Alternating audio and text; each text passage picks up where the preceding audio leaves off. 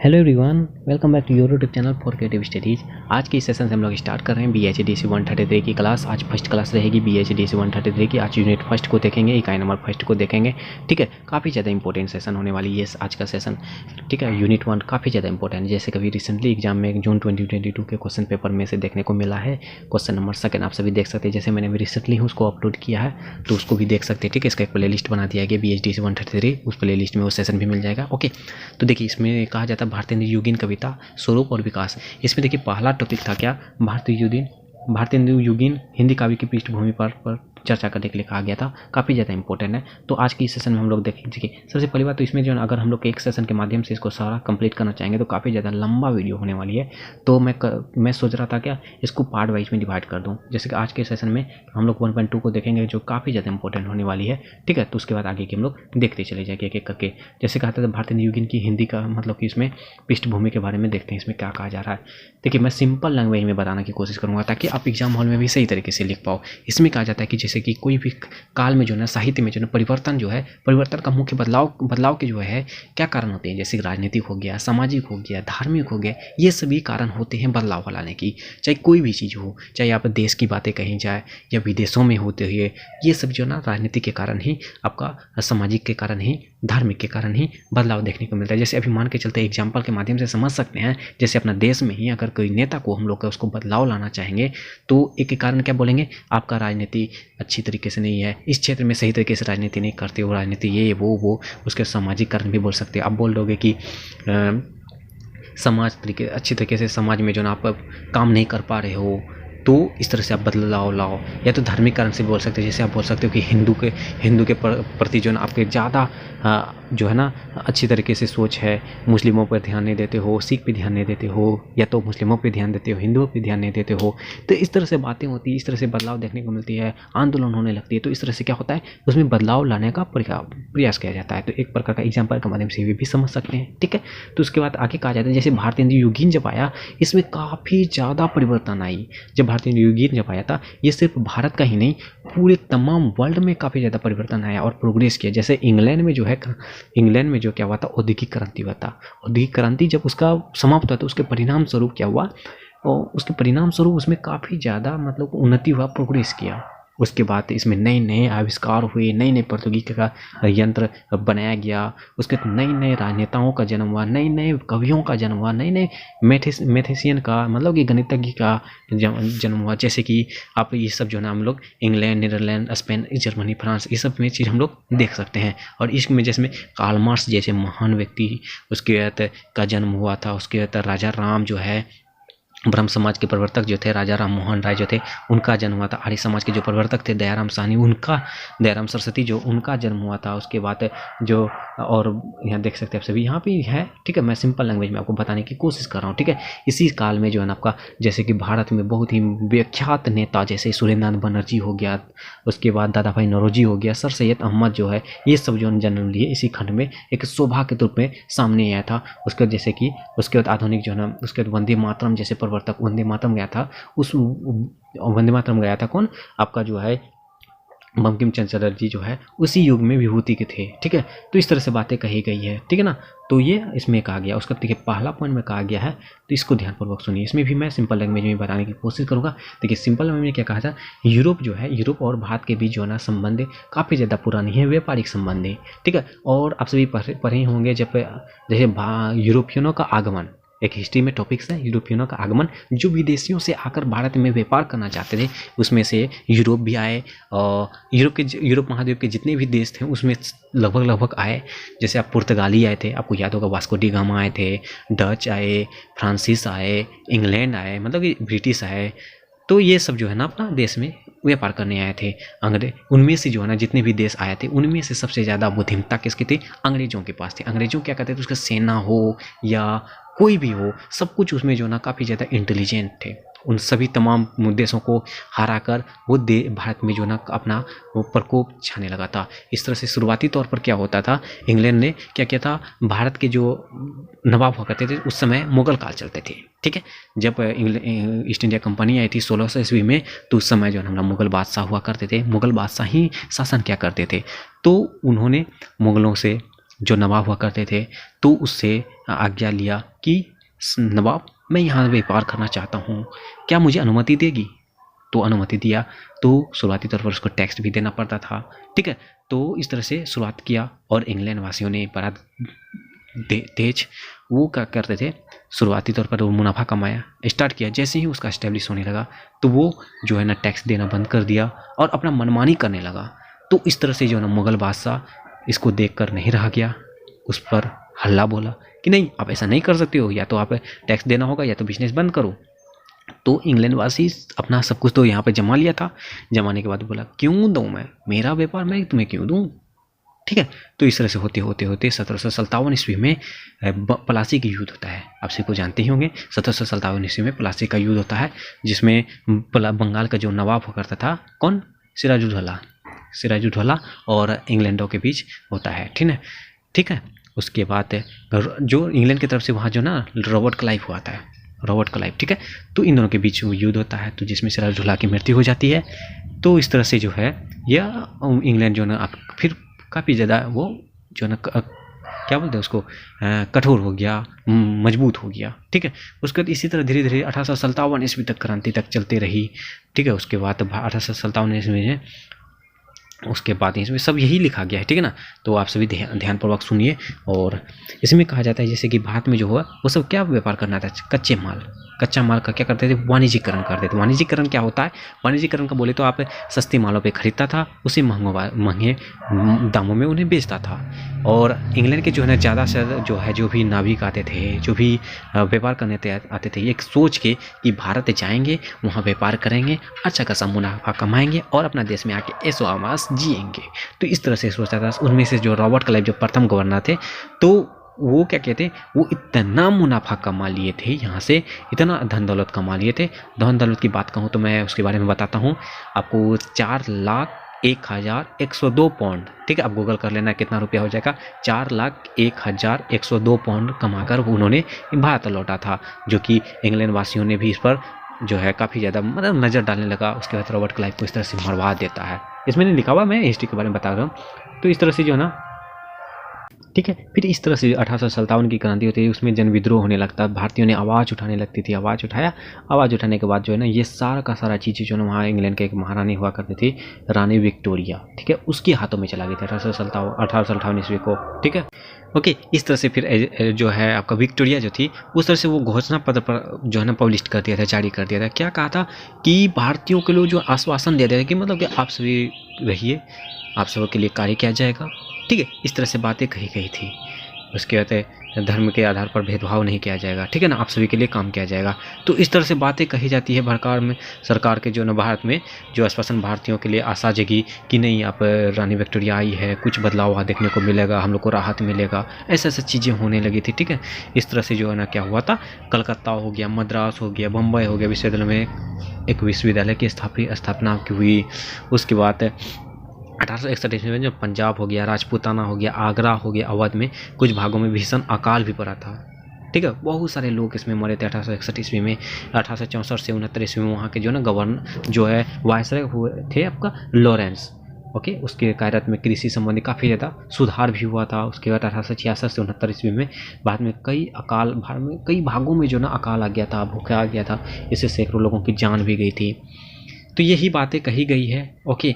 उसके 1870 ईस्वी में जनता कई प्रकार के कर लगा गए, जनता पर जो काफ़ी ज़्यादा कर लगा दिए गए कि नहीं आपको ये टैक्स देना होगा, ये वे।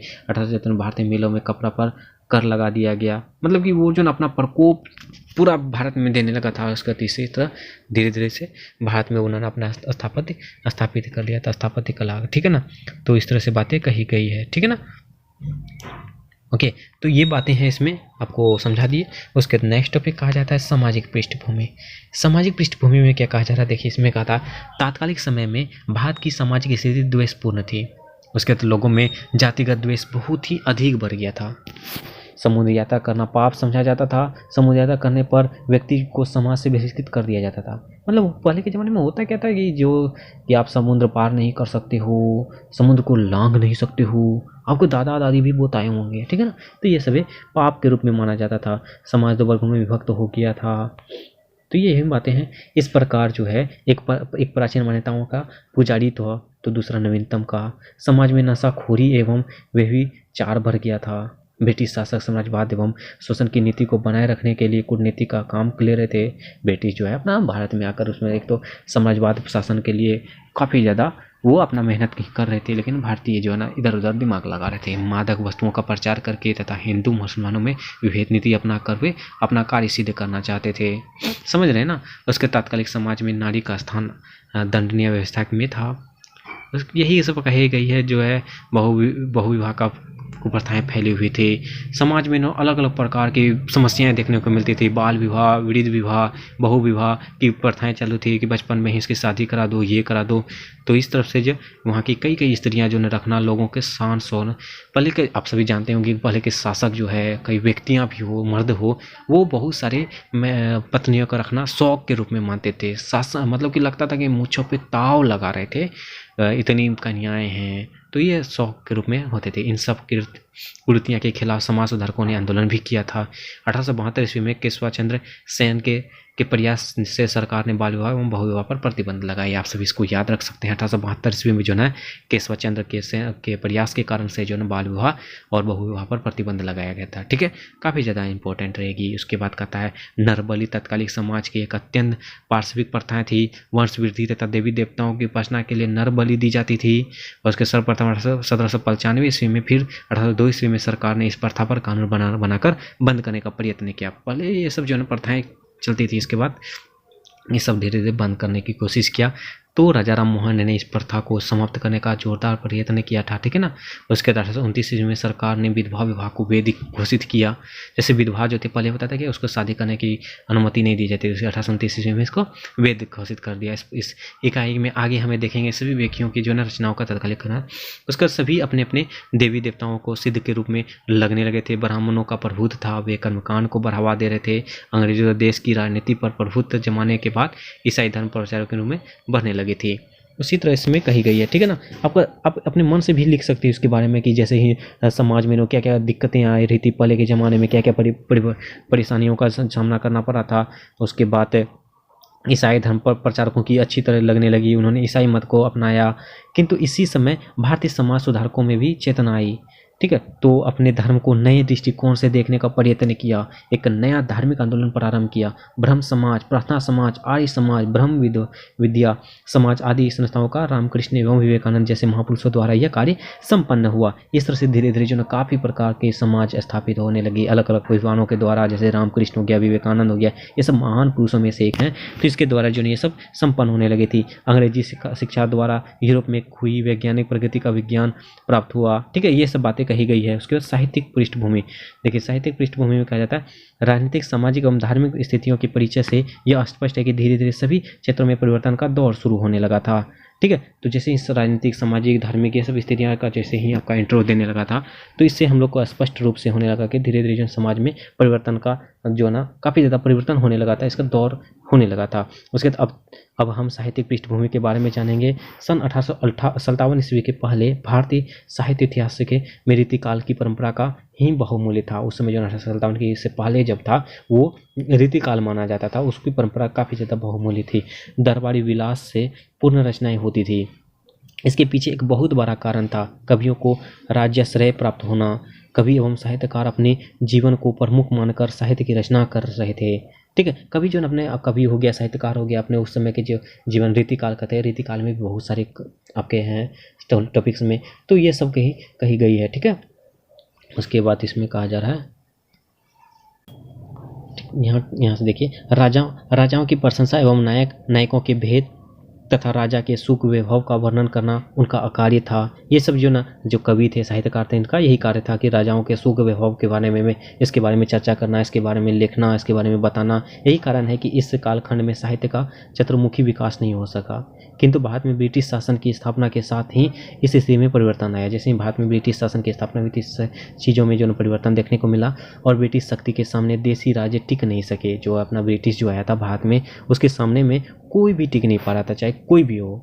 ठीक है, जब ब्रिटिश आया था तो भारत में नहीं हो पा रहा था कुछ भी, उसका सामना नहीं कर पाता। कवियों का राज्याश्रय भी समाप्त होने लगा।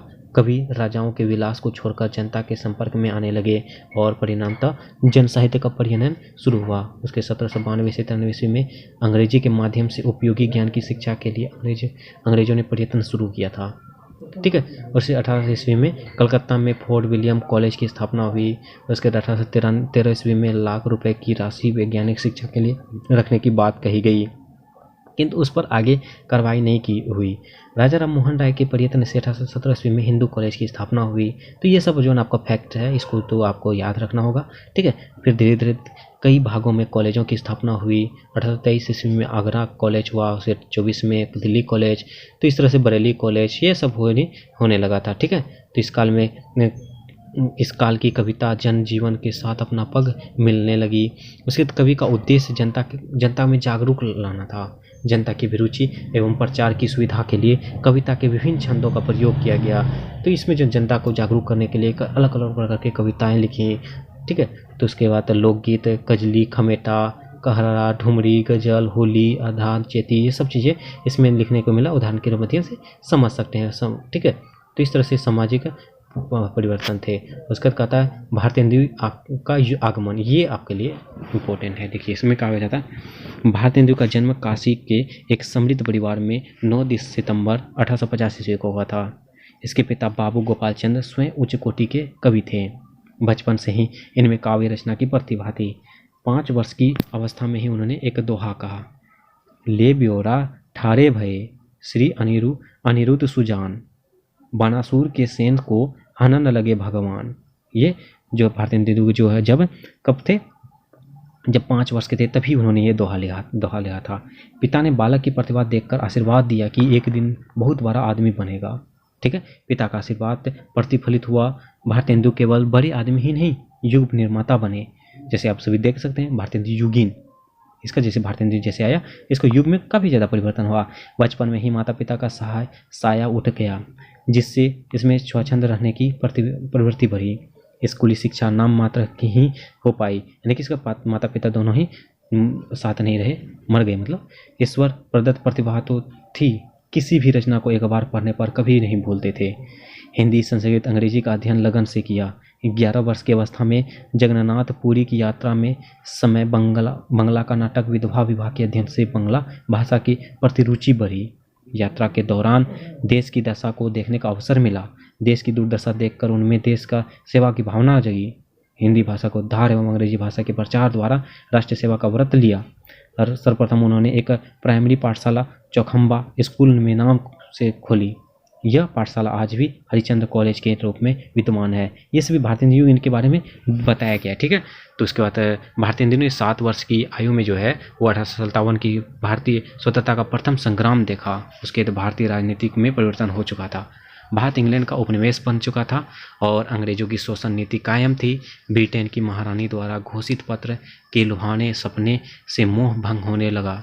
जैसे 1857 में बताया ना, भारतीयों को आश्वासन दिया गया था कि नहीं, भारत की स्थिति भी सुधार आएगी। ठीक है। तो ये सब बातें कही गई है। यद्यपि भारतीय हिंदू का परिवार अंग्रेजी साम्राज्य का भक्त था, लेकिन भारतीय हिंदू केवल राजभक्ति से ही नहीं जुड़े हुए। उन्होंने जहाँ राजभक्ति की कविताएं लिखी, वहीं सरकार की शोषण नीति के विरुद्ध में भी आवाज़ बुलंद की। उन्होंने राष्ट्र सेवा का व्रत लिया था और इस कार्य के लिए हिंदी भाषा को अपना अस्त्र बनाया। अंग्रेजी सरकार की कूटनीति केवल राजनीति का तक नहीं था, बल्कि भाषा के विवाद को खड़ा कर वे अपना कार्य सिद्ध करना चाहते थे। उर्दू हिंदी के झगड़े के बढ़ाकर वे हिंदू मुसलमानों में दूरी बनाना चाहते थे। उसके पीछे उसका उद्देश्य था कि वे नहीं चाहते थे कि हिंदू मुसलमानों में एकता कायम हो। मतलब भारतीय हिंदू जो है वो भी चाहते थे कि भारतीय हिंदू और मुस्लिम एक ना हो, और यह उनके लिए हानिकारक हो सकता था। भारतीय हिंदू अंग्रेजों की नीति को भलीभांति समझते थे। उन्होंने हिंदी उर्दू के झगड़े को समाप्त करने के लिए बीच का रास्ता निकाला। उन्होंने साहित्य रचना के लिए ऐसी भाषा की शुरुआत की जो जनता के लिए ग्राह्य हो। उन्होंने घोषणा की कि अपनी भाषा की उन्नति करके ही हम सभी प्रकार की उन्नति कर सकते हैं। जैसे निज भाषा उन्नति अहे सब उन्नति को मूल, बिन नीच भाषा ज्ञान के मिटत ना ही ही कोई सूल। उसके तात्कालिक सामाजिक कृतियों से देश जर्जर हुआ जा रहा था। भारतीय हिंदू ने कृतियों के विरोध में लेखनी उठाई। ये सब जो आप सभी समझ सकते हैं, इसमें एक्सप्लेन करने योग्य कोई बात ही नहीं था, ठीक है ना। तो निर्दयता, अकाल बहुविवाह, बाल विवाह, विधवा विवाह निषेध उसने उत्पन्न अभिवेक का शिक्षा ज्ञानता की स्थापना की। उसको इस तरह से जो वो भारतीय हिंदू योगेन जो अपना जीवन यापन के बारे में इसमें बताया गया है, उसके बाद धीरे धीरे जो ये बड़ा होता है। उसके बाद इन्होंने भारत और भारत में जो हिंदू और मुस्लिमों को एक साथ नहीं देखना चाहते थे, इसके खिलाफ थे, इसलिए उन्होंने अलग एक प्रकार की भाषाएं बनाई और ठीक है, तो इस तरह से कही गई है, ठीक है। ये बातें हैं इसके बारे में, भारतीय हिंदू योगेन के बारे में। तो इस तरह से हम लोग देखते हैं फर्स्ट टॉपिक जो है ना कंप्लीट हो चुकी है। आई होप कि आप सभी को ये सेशन काफ़ी ज़्यादा अच्छा लगा होगा, ईजी लगा होगा, समझ गए होंगे, ठीक है। तो कुछ खास नहीं है इसमें, हिस्ट्री ज़्यादा है, 1857 की क्रांति के आसपास की है, इंग्लैंड के बारे में। तो फर्स्ट टॉपिक हम लोग को देख चुके हैं और नेक्स्ट टॉपिक बहुत ही जल्द आने वाली है। और आप सभी से एक नम्र निवेदन है, जो भी चैनल में पहली बार आए हैं और चैनल को सब्सक्राइब नहीं किया तो प्लीज़ चैनल को सब्सक्राइब जरूर कर लें और बेल आइकन को हिट कर दें। सेशन अच्छा लगे तो प्लीज़ लाइक जरूर करें, कमेंट में जो भी डाउट पूछिए और अपने दोस्तों को भी शेयर कीजिए। चलिए मिलते हैं नेक्स्ट सेशन में, तब तक के लिए थैंक यू।